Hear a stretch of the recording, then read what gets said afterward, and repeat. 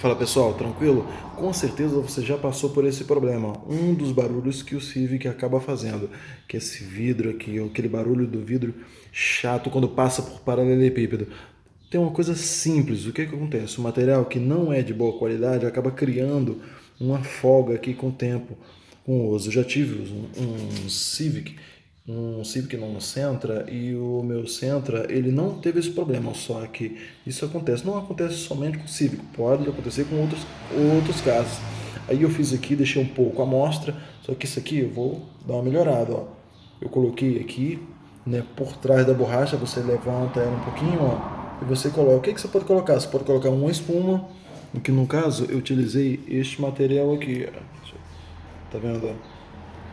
Este material aqui é que eu tinha uma sobra desse espuma. Utilizei uma faca pequenininha e uma chave de fenda que você vai fazer com calma, com carinho. Isso aqui você tira até na mão. Você vai afastando assim, você vai colocando, você corta aqui, ó. Dá para ver mais ou menos a espessura, pode ser um pouquinho menor, tá? Um videozinho rápido só para mostrar para você como é que você faz para poder resolver o problema. Você coloca dessa região até aqui em cima, tá? Não pode ser muito grosso, você observa. Tem que ser fininho porque senão vai pressionar a passagem aqui e vai forçar o motor. É só um pouco. Você vai observar, você vai colocar, tá?